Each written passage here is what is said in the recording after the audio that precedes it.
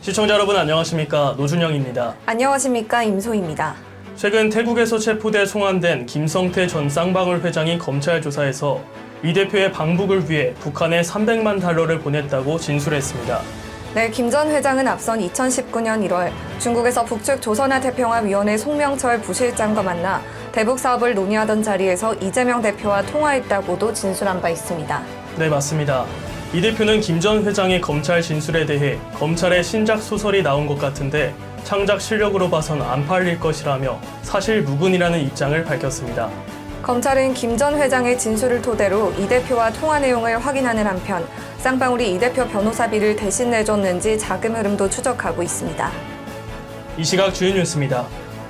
한동훈 법무부 장관이 검찰 소환 조사가 대선 패배의 대가라는 이재명 더불어민주당 대표를 향해 대선에서 이겼으면 사건을 뭉갰을 것이냐고 말했습니다.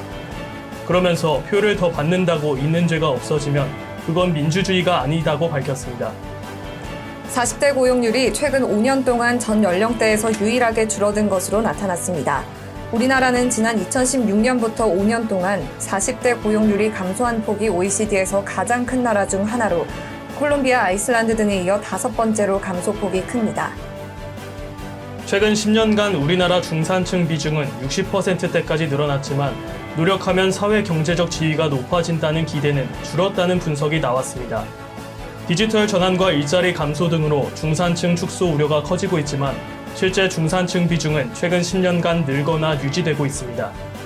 올겨울 취약계층 난방비 지원이 미흡하다는 지적에 따라 정부가 모든 기초생활수급자와 차상위 계층에 올겨울 난방비 59만 2천 원을 지원하기로 했습니다.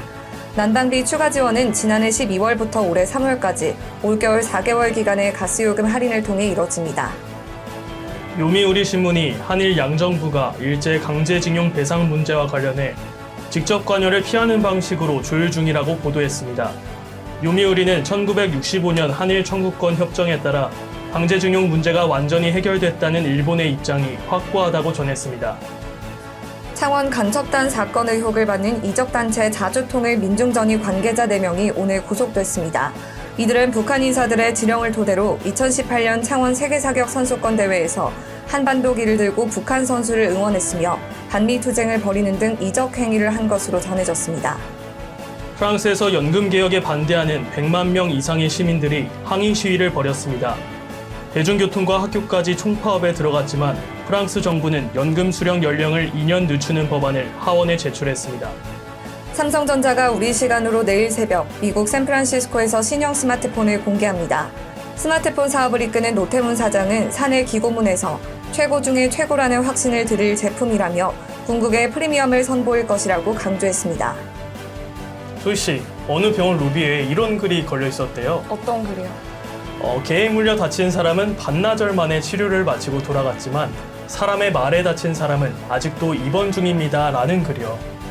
이처럼 말은 항상 조심해야 하는데요. 이스라엘 사람들은 5살 때부터 말에 대해 교육한다고 합니다. 항상 연장자에게 발언권을 먼저 준다. 다른 사람 이야기 도중에는 절대 끼어들지 않는다. 말하기 전에 충분히 생각한다. 대답은 당황하지 말고 천천히 여유 있게 한다는 내용인데요. 네, 참 좋은 교육이네요. 네. 저도 말로 상대방을 아프게 하지 않도록 항상 주의해야겠습니다. 네. 이 시각 주요 뉴스였습니다. 구독과 좋아요를 눌러주시면 더 좋은 뉴스로 보답하겠습니다. 지금까지 임소희, 노준영이었습니다.